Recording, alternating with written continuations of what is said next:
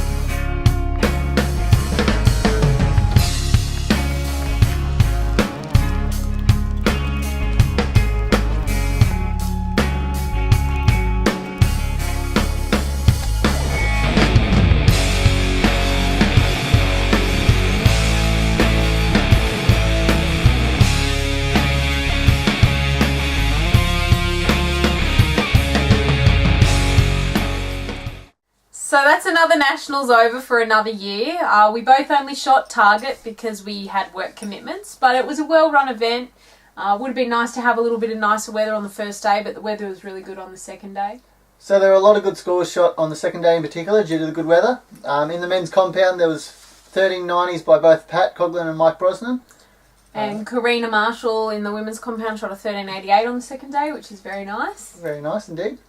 I guess unfortunately for me though, I only shot average over the 2 days and finished in 4th place, which I did walk away with a medal, believe it or not, in memory of Paul Mullin, the keeper of the 4th. So yeah, it's the Two Dogs medal. It's a big honour, only a limited edition, and it'll only be handed out for 1 more year, I believe. It's just the tradition that's happened over the last few years that in both the feeder, IFA and 3DAAA, the person who comes 4th in the men's compound gets this medal in memory of Paul. It also wasn't the best tournament for myself. I felt like I shot the best I could on the day. It just wasn't what I was capable of. I felt like I was really mentally strong and probably the best I've ever been and the fittest I've ever been. So there'll always be another shoot, and there'll always be another World Championships for us to go for. So that's pretty much the last tournament here in Australia that's major for a while. So now we're going to change our focus onto the first international tournament of the season, which is the World Cup in China in May. Yep, and in preparation for China, we start to change our training in order preparation for the 720 rounds as well as the individual match play rounds instead of the feeder like we've been focusing on for nationals over the last few months. For myself, that means averaging 700s for the 720 round as well as 149s, 150s for the matches. And then for Amy, that's the mid 140s to be competitive with the females over there. So once again, thanks to Tuggeranong Archers for running a really good tournament and a great national championships. And congratulations to everyone who made the World Championships team.